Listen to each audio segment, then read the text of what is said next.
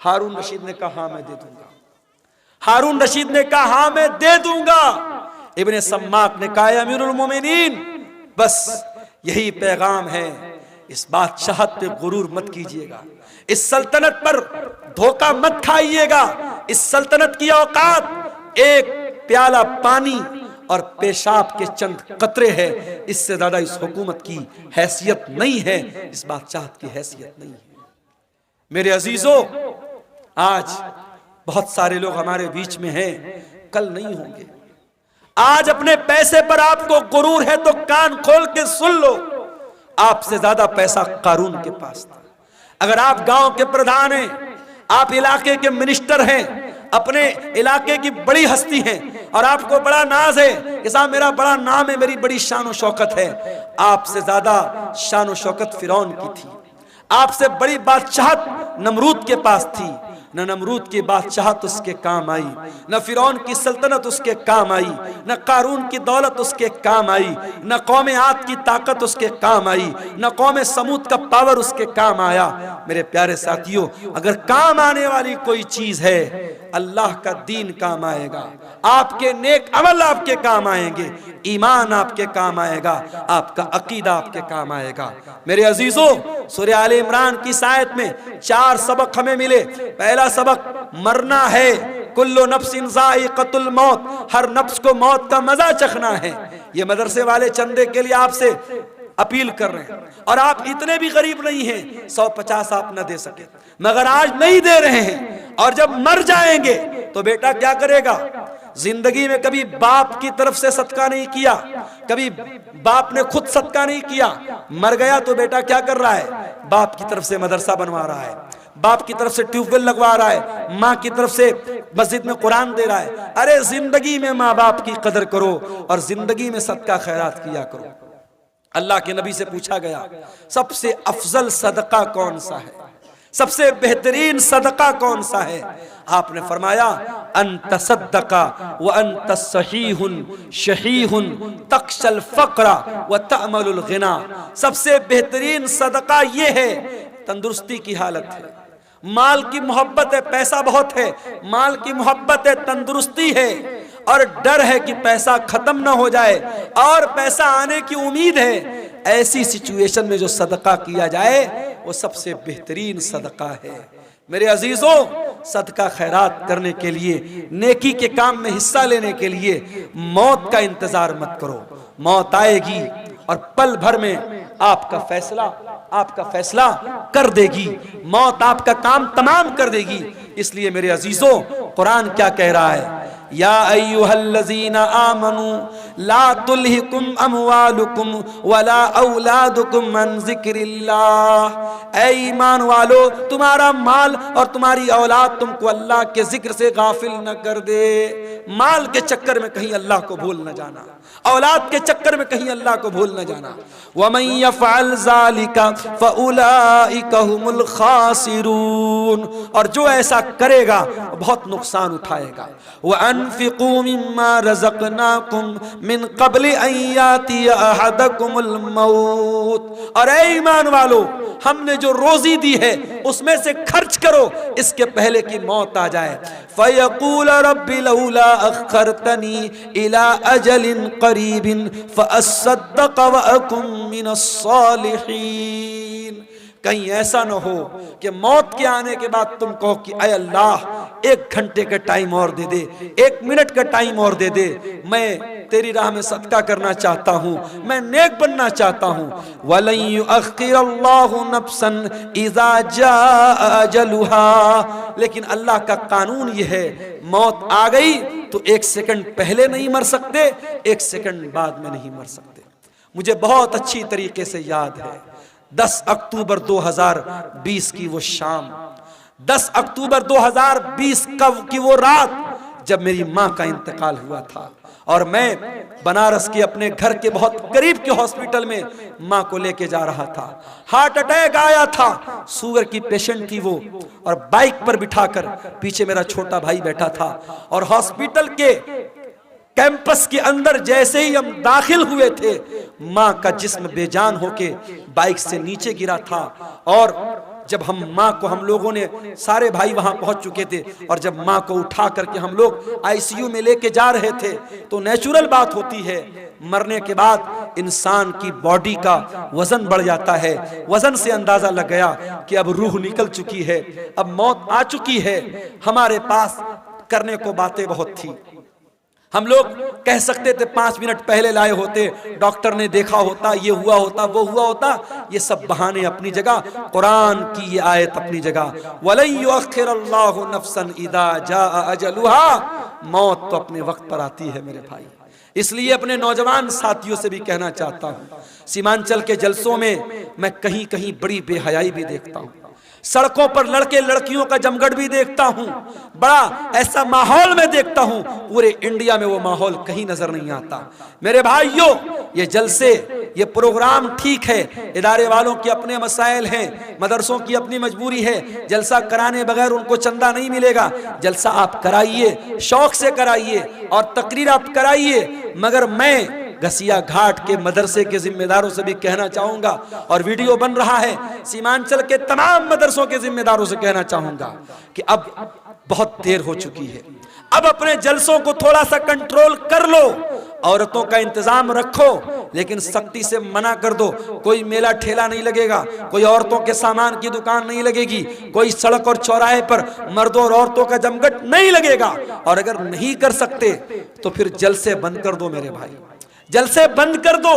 ये मेले के नाम पर अगर मर्दों औरतों का जमघट होता है तो उतना बड़ा गुनाह नहीं है, उतना बड़ा गुनाह नहीं है जितना बड़ा गुनाह बड़े बड़े बैनर लगा के, बड़े बड़े फाटक लगा के, बड़े बड़े उलमा की तकरीर करा के, और सड़कों पर मर्दों औरतों का जब हम जमघट देखते हैं, जवान जवान लड़कियां जा रही हैं और जवान लड़के उनको देखकर आवाजें कस रहे हैं, इशारेबाजी कर रहे हैं, नैन मटक्का हो रहा है, ये मंजर देखकर वल्लाह दिल को तकलीफ होती है। और मैं ये सोचता हूं 2009 से मैं सीमांचल में आ रहा हूं, 15 साल हो गए, हर साल आ रहा हूं, तकरीरें कर रहा हूं, लेकिन हालात जस के तस है, बल्कि और बुरे हो रहे हैं। हालात कब सुधरेंगे मेरे भाई? हम कब जागेंगे, कब होश में आएंगे, कब हम चेतेंगे, कब अपने अमल को हम सुधारेंगे? मेरे अजीजों, आज की तकरीर में यही पैगाम दे रहा हूं कि इसके पहले कि मौत आ जाए और ये गुनाह करते हुए अल्लाह के यहाँ हम चले जाएं, अपने अमल की इस्लाह कर लो मेरे भाई, अपनी बुराइयों से तौबा कर लो। और याद रखो, तौबा करने के लिए कल का इंतजार मत करो, जाओ अपने कमरे का दरवाजा बंद करो। जिस तरीके से बैठ करके बंद कमरे में मोबाइल देखते हो, जाओ अपने कमरे की लाइट भी बंद कर दो, दरवाजा भी बंद कर दो, और वजू करके अल्लाह के सामने हाथ फैलाओ और सोचो कि अब तक की जिंदगी कैसी गुजरी थी। अपने गुनाहों को याद करो, अपने खताओं को याद करो, और अगर अल्लाह की बारगाह में रोते हुए 2-4 कतरे आंसुओं के गिर गए, वल्लाह कह रहा हूं, इन आंसुओं की बड़ी कीमत है अल्लाह के यहाँ, इन आंसुओं की बड़ी कीमत है अल्लाह के यहाँ। अल्लाह के प्यारे नबी फरमाते हैं, अल्लाह को 2 चीजें बहुत ज्यादा पसंद हैं, मिन कतरतैन, 2 कतरे अल्लाह को बहुत पसंद हैं। कतरतु दुमूइ मिन खशियतिल्लाह, एक अल्लाह के खौफ से बहने वाला आंसू का कतरा, व कतरतु दमिन तुहराक़ु फी सबीलिल्लाह, और एक खून का कतरा जो अल्लाह की राह में बहता है। मेरे अजीजों, तौबा कर लो, जवानी में तौबा कर लो, अपनी ताकत के दौर में तौबा कर लो। कल बुढ़ापे में तौबा करने का कोई मतलब नहीं होगा। दर जवानी तौबा करदन शेवे पैगंबरी, वक्त पीरी गुर्गे जालिम मी शवत परहेजगार। जवानी में तौबा करो, ये नबियों का तरीका है। बुढ़ापे में तो भेड़िया भी शरीफ बन जाता है, जब मुंह में दांत नहीं, पेट में आंत नहीं, शरीफ बन गए तो कौन सा कमाल किया। ये रात का टाइम है मेरे भाई, ये बड़ा सुहाना वक्त है, बड़ी बरकत वाला वक्त है। इस वक्त हम अल्लाह ताला से अगर तौबा करेंगे, अल्लाह से रुजू करेंगे, मुझे यकीन है अल्लाह जरूर हमारी तौबा को कबूल करेगा। और जब सच्ची तौबा कर लो तो अब तक जो गुनाह का काम करते थे उस गुनाह से बाज आ जाओ, उस गुनाह को छोड़ दो। अगर मोबाइल का गलत इस्तेमाल करते थे, यहीं से तौबा कर लो, नहीं करेंगे। अगर ज़िनाकारी और बदकारी में मुलव्विस थे, अगर इग़लामबाजी में मुलव्विस थे, अगर हराम का कोई कारोबार करते थे, अगर आज मैं भी आ रहा था, रास्ते में हमारी कार के ड्राइवर ने कहा, रास्ते में कई जगह गैर मुस्लिमों का की बस्ती गुजरी, ड्राइवर ने कहा मौलाना साहब एक बात बोलूं आपको। मैंने कहा बताओ। कहने लगा कि बिहार में और ख़ास तौर से हमारे इस इलाके में आज के दिन हमारे बहुत सारे गैर मुस्लिम बहुत जुआ खेलते हैं और उनका ये मानना है, गैर मुस्लिम भाइयों का ये मानना है कि दिवाली की रात जो जुआ खेलेगा और जीत जाएगा वो साल भर हमेशा जीतेगा, वो कभी हारेगा नहीं। ये मान्यता है उनकी। और एक दिन पहले भी धनतेरस का त्योहार था, आपने देखा होगा मार्केट में बड़ी भीड़ लगी थी। धनतेरस वाले दिन हमारे गैर मुस्लिम भाइयों का ये मानना है कि कुछ न कुछ सामान उनको खरीदना है, चाहे झाड़ू ही खरीदेंगे मगर खरीदेंगे। और आज अभी हम लोग चाय पीने के लिए रास्ते में रुके तो एक साहब ने बताया कि दुकानदार फोन पे नहीं ले रहा, वो कैश चाहिए उसको। उसने कहा हम फोन पे से पेमेंट नहीं लेंगे, आज के दिन हम कैश लेते हैं, हम फोन पे नहीं लेते हैं। तो ये हमारे गैर मुस्लिम भाइयों के यहाँ आस्था के नाम पे बहुत सारी चीजें अंधविश्वास हैं जो धीरे धीरे हमारे यहाँ भी आ रहा है। मेरे भाइयों, अंधविश्वास से बचो। और जुआ खेलना हमेशा हराम है इस्लाम में। गैर मुस्लिम भाइयों के एक त्योहार पे खेल रहे हैं, मगर हमारे मजहब में किसी त्योहार पे खेलना या किसी त्योहार पे शराब पीना जायज नहीं है। शराब साल के 360 दिन हराम है, जुआ साल के 360 दिन हराम है। तो सूरह आले इमरान की इस आयत की रोशनी में चंद बातें मैंने रखी हैं और मैं अपने आप को बड़ा खुशनसीब समझता हूँ कि कारी अब्दुल बासित साहब, बड़ी मीठी आवाज़ थी उनकी, बड़ी मोहब्बत से बोलते थे। आज उनके बच्चों ने अल्हम्दुलिल्लाह अपने बाप की वरासत को संभाला है, मदरसे को चला रहे हैं। हमारी जिम्मेदारी बनती है, इलाके का पुराना इदारा है और एक बुजुर्ग ने उसको ज़िंदगी भर सींचा है, आज वो हमारे बीच में नहीं है, उनके बच्चे चला रहे हैं। हम इस इदारे को हम इसका ताउन करें। अल्लाह ताला हम सबको इसकी तौफीक अता फरमाए। हमारे यूट्यूबर भाई जो यहाँ आए हुए हैं, हर जगह ये भीड़ के छत्ता की तरह माइक को घेरे रहते हैं, आप हजरात से भी खुसूसी गुजारिश है, इदारे का ताउन करके खुसूसी आप जाएं, जो भी आपसे हो सके ज़रूर आप इस इदारे के इस कार्य खैर में हिस्सा लेकर के जाएं। और मैं पहले भी कुल्लु नफ्सिन ज़ाइक़तुल मौत, सूरह आले इमरान की आयत नंबर 185 में पहली बात अल्लाह ने यही बयान की। उसके बाद फरमाया व इन्नमा तुवफ़्फ़ौना उजूरकुम यौमल क़ियामह, और ऐ मेरे बंदो, मरने के बाद जब तुम अल्लाह के पास जाओगे तो क़यामत के दिन तुम्हारे अमल का पूरा पूरा बदला तुम्हें दिया जाएगा। दुनिया में जो अच्छा अमल किया, जो बुरा अमल किया, जो नेकी किया, जो गुनाह किया, सबका बदला अल्लाह ताला क़यामत के दिन तुमको देगा। दुनिया में नेकी का फल मिल भी सकता है, नहीं भी मिल सकता है, गुनाह की सजा मिल भी सकती है, नहीं भी मिल सकती है, मगर नेकी और गुनाह की असल जो उसकी जजा है, जो सजा है, वो आखिरत में मिलेगी। दुनिया दारुल अमल है, आखिरत दारुल जजा है। यहां अमल करोगे, यहां बदला मिल भी सकता है, नहीं भी मिल सकता है, लेकिन वहां बदला मिलेगा। व इन्नमा तुवफ़्फ़ौना उजूरकुम यौमल क़ियामा, तुम्हारे अमल का पूरा पूरा बदला तुमको क़यामत के दिन दिया जाएगा। ये दूसरी बात अल्लाह ने बयान की। और तीसरी बात, फमन ज़ुज़िया अनिन नारि व उदखिलल जन्नह, जिसको क़यामत के दिन अल्लाह ताला जहन्नम की आग से बचा लेगा और जन्नत में दाखिल कर लेगा, वही कामयाब होने वाला है। दुनिया में कितनी दौलत थी, कितना पैसा था, कितना नाम कमाया था, कितना स्मार्ट था, कितना हैंडसम था, उसकी बीवी कैसी होती, उसके बच्चे कैसे थे, ये हमारी नज़र में कामयाबी हो सकती है, मगर अल्लाह की नज़र में कामयाबी क्या है? फरमाया फमन ज़ुज़िया अनिन नार, क़यामत के दिन जिसके बारे में अल्लाह की अदालत में यह फैसला हो जाए कि इसको जहन्नम में नहीं डालना है, इसको जन्नत में डालना है, वही कामयाब होने वाला है। मेरे भाई, दुनिया में कोई IAS का एग्जाम पास कर ले, कोई IPS का एग्जाम पास कर ले, कोई पुलिस की भर्ती का एग्जाम पास कर ले, कोई टीचिंग के एग्जाम में पास हो जाए, अखबार में नाम आता है, घर वाले मिठाई बांटते हैं, मेरे बेटे ने नीट पास कर लिया, मेरा बेटा IAS के एग्जाम में पास हो गया, मेरी बेटी ने मेडिकल का एग्जाम पास कर लिया। जरा सोचो कितनी खुशी का लम्हा होगा जब क़यामत के दिन अल्लाह की अदालत में ये फैसला होगा, मेरा ये बंदा पास हो गया, ये मेरा बंदा पास हो गया, इसको जन्नत में लेके जाओ। और उस इंसान के लिए कितना अफसोस का मकाम होगा जिसके बारे में ये फैसला होगा कि उसके बारे में अल्लाह कहेगा इसको जहन्नम में लेके जाओ।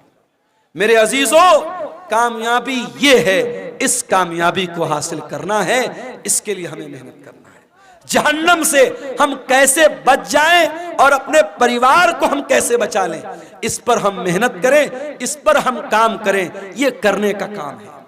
इसीलिए अल्लाह कुरान में कहता है, कू अनफुसकुम व अहलीकुम नारा, ऐ ईमान वालो, अपने आप को और अपने घर वालों को जहन्नम की आग से बचाओ। दुनिया की आग से बचा लिया तो कौन सा कमाल किया। दुनिया की आग में इंसान एक बार जलेगा, जल के खत्म हो जाएगा, मगर कयामत के दिन की जो जहन्नम की गर्मी होगी मेरे भाइयों, वो बार बार जहन्नम की आग में इंसान को जलाया जाएगा, तड़पाया जाएगा। जहन्नम का अजाब सहन नहीं कर सकते हम, बर्दाश्त नहीं कर सकते हम। जब बर्दाश्त नहीं कर सकते तो कुरान कहता है जहन्नम की आग से अपने आप को बचाने की तैयारी करें। और चौथी बात जो इस आयत में अल्लाह ने बयान की, फरमाया वमल हयातुद दुनिया इल्ला मताउल गुरूर, दुनिया की जिंदगी तो धोखे का सामान है। जिस दुनिया के चक्कर में पड़कर तुम अल्लाह को भूल के बैठे हो, जन्नत को भूल के बैठे हो, रसूल को भूल के बैठे हो, आखिरत को भूल के बैठे हो, ये दुनिया तो धोखे का सामान है। दुनिया तो धोखे का सामान है मेरे भाई। दुनिया ने आज तक किसी के साथ वफा नहीं की। बड़े बड़े राजा आए, महाराजा आए, अपने महल में सोने चांदी के बर्तन में खाते थे, आज कब्र के नीचे दफन हैं, उनके महल खंडर बन गए, उनका नामो निशान दुनिया से मिट गया। ये दुनिया बेवफा है, बेवफा थी और बेवफा रहेगी। दुनिया से इश्क मत करो मेरे भाई, दुनिया से इश्क मत करो। दुनिया गद्दार है, दुनिया बेवफा है। दुनिया की हैसियत क्या है? हारून रशीद बहुत बड़ा खलीफा है, अपने दौर के बहुत बड़े आलिम अल्लामा इब्न सम्माक के पास आता है और कहता है, इमाम साहब, मैं अमीरुल मोमिनीन हूँ, मैं मुसलमानों का खलीफा हूँ, मैं चाहता हूँ कुछ नसीहत कर दीजिए, कुछ समझा दीजिए, कोई कीमती बात बता दीजिए। इब्न सम्माक ने कहा, अमीरुल मोमिनीन बुरा मत मानिएगा, मैं बस एक सवाल आपसे करना चाहता हूँ। मान लीजिए आप किसी सहरा में जा रहे हैं, सारा सामान आपका खत्म, खाने पीने की सारी चीजें खत्म, और आपको बहुत जोर की प्यास लगी है, और प्यास इतनी जोर की लगी है कि अगर पानी नहीं मिला तो आप मर जाएंगे। एक आदमी आता है और एक प्याला पानी आपको कहता है कि एक प्याला पानी मैं दूंगा, शर्त यह है कि आप अपनी आधी बादशाहत मुझको दे दे। तो ऐ अमीरुल मोमिनीन, आप क्या करेंगे? उसको बादशाहत दे देंगे और पानी लेकर के जान बचाएंगे या बादशाहत बचाएंगे? हारून रशीद ने कहा, मैं बादशाहत दे दूंगा, आधी बादशाहत दे दूंगा और पानी ले लूंगा। इब्ने सम्माक ने कहा, अमीरुल मोमिनीन, पानी आपने पी लिया, पानी बॉडी के अंदर रुक गया, पानी थम गया, पेशाब लगा है मगर पेशाब का रास्ता बंद हो गया, पेशाब नहीं निकल रहा है, आपको दर्द हो रहा है, तकलीफ हो रही है, अगर पेशाब न हुआ तो आप मर जाएंगे, जिंदगी के आखिरी कगार पे पहुंच गए। अब एक दूसरा इंसान आया, उसने कहा, हारून रशीद, मैं तेरा पेशाब जो रुका है उसको खोल सकता हूं, तेरा पेशाब हो जाएगा, तेरे बदन में जो पानी रुका है बाहर निकल जाएगा। कंडीशन ये है कि तू अपनी आधी हुकूमत मुझको दे दे। तो क्या आप उसको दे दें?